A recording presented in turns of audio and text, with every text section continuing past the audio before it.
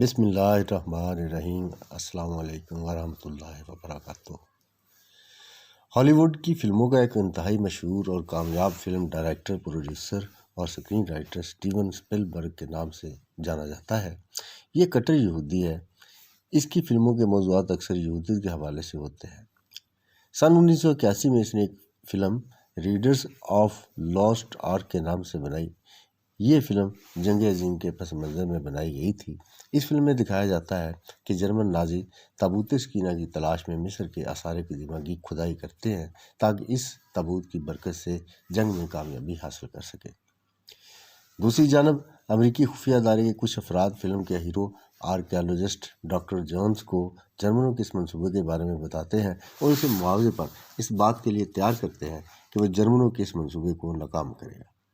قصہ مختصر، doctor Jones مصر روانہ ہو جاتا ہے اور بڑی مشکلات سے زمین کے نیچے دفن تابوت سکینہ تک جرمنوں سے پہلے پہنچ جاتا ہے، لیکن عین اسی وقت تابوت سمیت جرمنوں کے ہتھے چڑھ جاتا ہے۔ جرمن افسران تابوت کو قبضے میں لے لیتے ہیں، مگر اپنی حکومت کے حوالے کرنے سے پہلے اس کی اصلیت جانچنے کا ارادہ کرتے ہیں۔ ایک خفیہ جگہ پر اس صندوق کو کھولا جاتا ہے۔ صندوق کے کھلنے پر اس خفیہ غار میں گویا قیامت سی آ جاتی ہے۔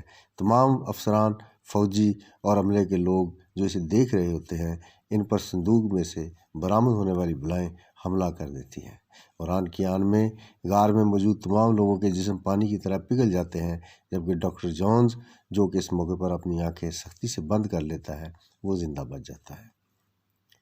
وہ صندوق کو لے جا کر امریکی حکومت کے حوالے کر دیتا ہے، جو اسے اپنی تحویل میں لے کر اسے انتہائی محفوظ مقام پر چھپا لیتی ہے۔ ناظرین، یہ ایک مثال ہے جس کا مقصد اس صندوق یعنی تابوت سکینہ کی یہودیوں کی نظر میں اہمیت اجاگر کرنا ہے۔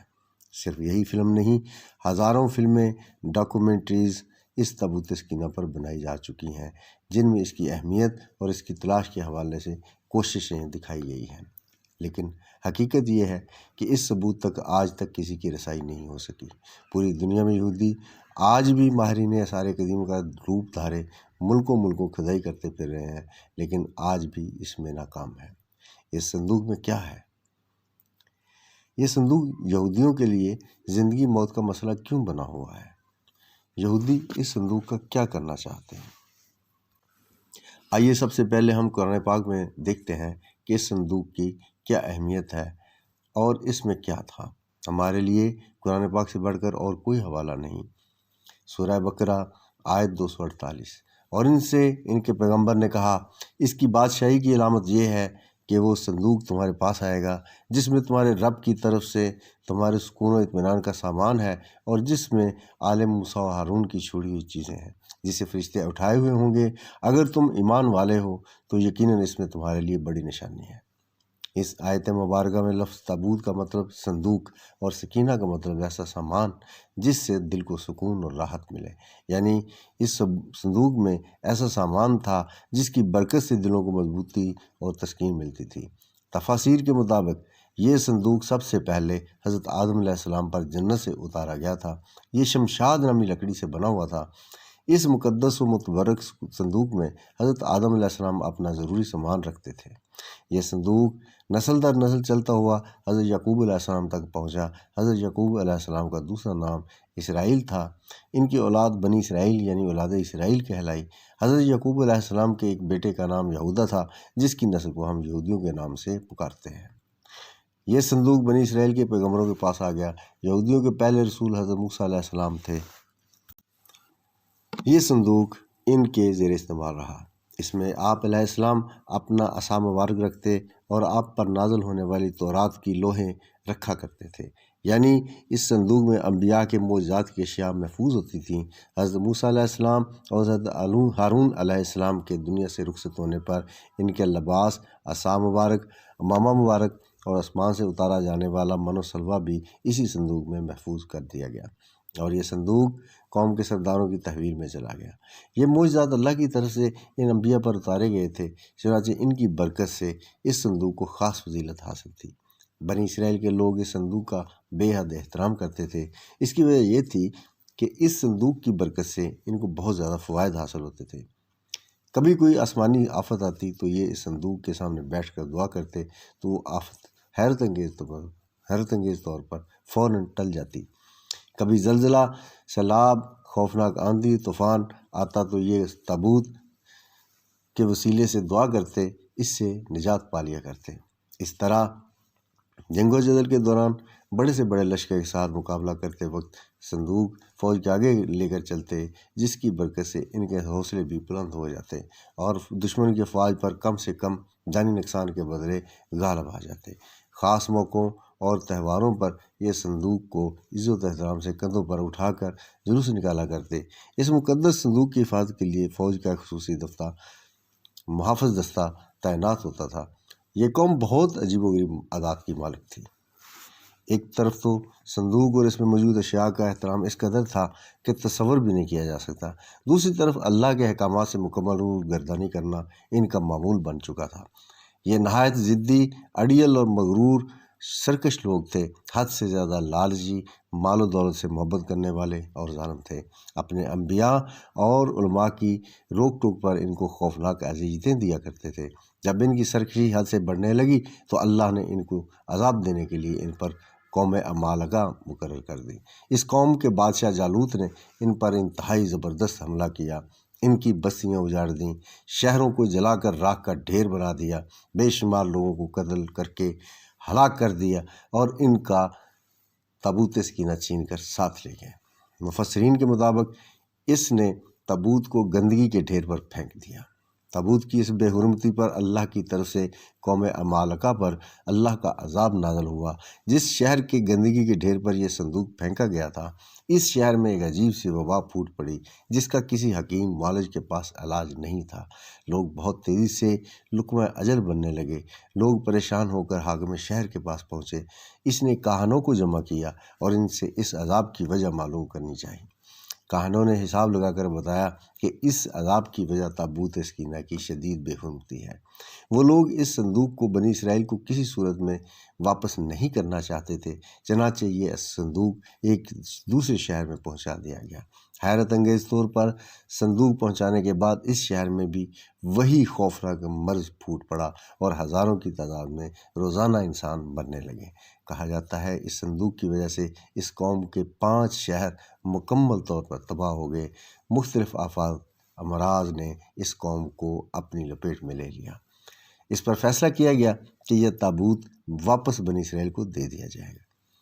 صندوق کو ایک بیل گاڑی پر رکھا گیا اور اسے شہر سے نکال دیا گیا۔ خدا کی قدرت، بیل اس صندوق کو لے کر بنی اسرائیل کی طرف روانہ ہو گئے۔ دوسری جانب اس زمانے میں بنی اسرائیل میں حضرت شموئیل علیہ السلام مبعوث کیے گئے تھے۔ حضرت شموئیل علیہ السلام طالوت کو، جو کہ ایک نیک انسان تھے، بنی اسرائیل کا بادشاہ بنانا چاہتے تھے، جبکہ بنی اسرائیل حسب معمول سرکشی اختیار کیے ہوئے تھی، اپنے نبی کی کسی بات پر عمل کرنے کو تیار نہیں تھے۔ آخرکار قوم کے سرداروں نے جان چھڑانے کی خاطر حضرت شموئیل علیہ السلام سے مطالبہ کیا کہ اگر وہ اللہ کے سچے نبی ہیں اور چاہتے ہیں کہ ان کا حکم مانا جائے تو وہ دعا کریں کہ ان کا قیمتی اور مقدس تابوت ان کو واپس مل جائے۔ اگر ان کی دعا قبول ہو گئی تو وہ ان کی ہر بات تسلیم کر لیں گے۔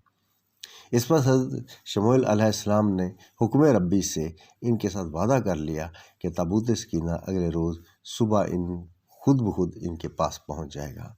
اس پر سردار ان کا مذاق اڑانے لگے، کیونکہ وہ قوم عمالقہ کی غضبناکی سے اچھی طرح واقف تھے اور جانتے تھے کہ ان کے قبضے سے اس تابوت کا واپس ملنا ناممکن تھا۔ اگلے روز بیل گاڑی پر لدا ہوا تابوت سکینہ ان تک پہنچ گیا، جس پر حسب واقعی نے اپنے نبی کا حکم مان کر طالوت کو اپنا بادشاہ تسلیم کرنا پڑا۔ ناظرین، پیچھے قرآن پاک کی آیت میں اسی واقعہ کا ذکر ہے۔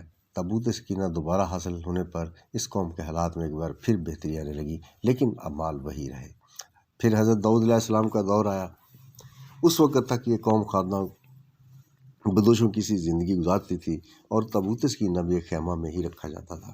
حضرت داؤد علیہ السلام نے ان کے لیے ایک عبادت گاہ تعمیر کرنے کا ارادہ کیا، جسے ان کے بعد ان کے بیٹے حضرت سلیمان علیہ السلام نے بیت المقدس کے مقام پر عظیم الشان عبادت گاہ کی شکل میں پایہ تکمیل تک پہنچایا۔ ताबूत सकीना को खैमे से निकाल कर इस इबादत गाह में रख दिया गया। इस इबादत गाह के ताबूत सकीना वाले हिस्से में सिवाय अंबिया और सबसे बड़े आलम को किसी को जाने की इजाज़त नहीं थी। हज़रत सुलेमान अलैहिस्सलाम की वफ़ात के बाद आपकी अंगूठी मुबारक भी इसी ताबूत में महफूज कर दी गई। जब हज़रत ज़करिया अलैहिस्सलाम का दौर आया तो उस वक्त तक ये कौम इस कदर गुमराही में डूब चुकी थी कि अल्लाह के पैगम्बरों की तहकीर व तजलील इनका मामूल बन चुकी थी। इन पर जुल्म व तशद्दुद इनके लिए आम सी बात थी। जब हज़रत ज़करिया अलैहिस्सलाम को ज़िंदा आरे से चीरा गया और बाद में इनके बेटे हज़रत यहया अलैहिस्सलाम को इंतहाई बेरहमी से कत्ल किया तो अल्लाह ताला इनसे सख्त नाराज़ हो गया। ये हज़रत ईसा अलैहिस्सलाम की पैदाइश से 586 साल पहले की बात है कि हज़रत यहया अलैहिस्सलाम के कत्ल के थोड़े ही अरसा बाद इराक़ के बादशाह बख्त नसर ने इसराइल पर बहुत बड़ा हमला किया। इसराइल की ईंट से ईंट बजा दी, लाखों यहूदी कत्ल किए और लाखों को गुलाम बना लिया। बैतुल मुक़द्दस को मुकम्मल तौर पर तबाह कर दिया गया और इसमें रखे ताबूत सकीना को कब्ज़े में लेकर अपने साथ ले गया। ये वक्त बनी इसराइल पर तारीख़ का सबसे कड़ा वक्त था। बख्त नसर ने ताबूत सकीना का क्या किया ये आज तक मालूम नहीं हो सका। ताबूत सकीना हमेशा के लिए यहूदियों से छिन गया। साथ ही ये कौम, वो कौम जो तारीख़ की सबसे बेहतरीन कौम थी, जिसे अल्लाह की लाडली कौम होने का फ़ख्र हासिल था, अपनी बदअमालियों की वजह से हमेशा के लिए अल्लाह की बारगाह में मलूम हो गई, दुनिया में रुसवा होकर रह गई। आज यहूदियों को 2000 साल बाद दोबारा इसराइल में कदम जमाने का मौका मिला है, तो भी इस कौम की वही आदत व अतवार है, वही जुल्म व जबर, धौंस धांधली, तकब्बर, खुद को सारी दुनिया से आला व अरफा समझने का खन्नास, अल्लाह की तरफ से लानतज़दा होने जाने के बावजूद भी अभी तक अल्लाह की लाडली कौम होने की खुशफहमी मौजूद है। वही माल दौलत का लालच और माल जमा करने की वही सदियों पुराने शैतानी तरीके, इनका कुछ भी नहीं बदला। आज भी इसी जगह हज़रत सुलेमान अलैहिस्सलाम वाली इबादतगाह तामीर करने का जुनून और इसी तरह ताबूत सकीना को दोबारा हासिल करके हैकल सुलेमानी में रखने का बुखार है। वे आज भी मस्जिद अक्सा की मगरबी दीवार जो टाइटस के हमले में बच गई थी, हैकल सुलेमानी की आखिरी निशानी समझकर इससे लिपट कर दाढ़े मार कर रोते हैं। अपनी अज़मत के दिनों को याद करके रोना इनकी इबादत बन चुकी है, लेकिन अभी तक ये नासमझ है। इनके जुनून और माजी से लिपटे रहने का ये आलम है कि पूरा अर्ज़ को इसमें से खोद कर ताबूत सकीना तलाश करते फिर रहे हैं। इनको अपने मसाया आखिरी मसीहा का बेसब्री से इंतज़ार है, जिसके झंडे तले एक बार फिर इनको दुनिया पर गलबा हासिल हो जाएगा। इस एक आँख वाले मसाया से इनको इस कदर मोहब्बत है कि पूरी दुनिया में इसकी एक आँख की निशानी का प्रचार करते फिर रहे हैं। इसकी आमद और मुत्तहिद होने के लिए कई खुफिया तंजीमें बना रखी हैं जो इसे खुश आमदीद कहकर इसे खुदा मान लेंगी। ताबूत सकीना की मौजूदा जगह के बारे में मुख्तलिफ लोग क्या सराहियाँ करते रहते हैं। इस पर अंग्रेज़, ईसाइयों और यहूदियों ने बड़ी रिसर्च की है, लेकिन हतमी तौर पर सारे एक नुक्ते पर मुत्तफिक नहीं हो सके। लेकिन मुझे जो सबसे करीने क्यास थ्योरी लगती है वो ये है कि इस वक्त ये ताबूत या संदूक हज़रत सुलेमान अलैहिस्सलाम के महल में कहीं दफन है, जो फ़लस्तीन में आज भी गुम है, जिसको यहूदी काफ़ी अरसे से ढूंढने की कोशिश कर रहे हैं और आए दिन वहाँ बैतुल मुक़द्दस में खुदाई करते रहते हैं। इसके मतलब बहुत से नज़रियात हैं और मेरा ख्याल ये है कि ताबूत अब भी हज़रत सुलेमान अलैहिस्सलाम के महल के अंदर ही कहीं दफन है। कुछ के नज़दीक इसको अफ्रीका ले जाया गया। एक मशहूर माहिर आसार कदीमा रॉन वाइट का कहना है कि ये मशरिक़ वस्ता में मौजूद है। कुछ लोगों के मुताबिक इसको ढूंढने की कोशिश इंग्लैंड के इलाकों में भी की गई, जबकि कुछ स्कॉलर्स का मानना है कि ये ताबूत इथियोपिया के तारीख़ी गिरजाघर एक्सम में पड़ा हुआ है। एक और नज़रिया ये है कि बहरा मुर्दार के करीब एक गार के अंदर कहीं गुम हो चुका है। एक और नज़रिया और ये भी है कि यहूदियों ने 1981 में इसे हज़रत सुलेमान अलैहिस्सलाम के पहले महल से खुदाई के दौरान निकाल कर किसी नामालूम जगह पर मुंतकिल कर दिया गया है, जबकि खुदाई करने वाले यहूदियों का कहना है कि वो इस संदूक के बिल्कुल करीब पहुंच गए थे, لیکن اسرائیلی حکومت نے مسلمانوں اور عیسائیوں کے دباؤ میں آ کر اس کی کھدائی پر پابندی لگا دی تھی، اس لیے انہیں یہ کام نامکمل ہی چھوڑنا پڑا۔ بہرحال کوششیں جاری ہیں، لیکن تاحال انہیں ناکامی کا سامنا ہے اور حتمی طور پر کچھ نہیں کہا جا سکتا کہ یہ تابوت کہاں ہے۔ ناظرین، میرا ذاتی خیال یہ ہے کہ یہ تابوت سن 2026 یا 27 میں یہودیوں کو مل جائے گا، اور میرا علم کہتا ہے کہ یہ وہ وقت ہوگا جب یہ فلسطین میں اپنا ہیکل سلیمانی تعمیر کر چکے ہوں گے، اور پھر یہ تابوت اس ہیکل سلیمانی میں رکھ دیا جائے گا، اور پھر اپنے مسیح کا انتظار کیا جائے گا جو دجال کی شکل میں ظاہر ہوگا۔ وما علینا الا البلاغ المبین۔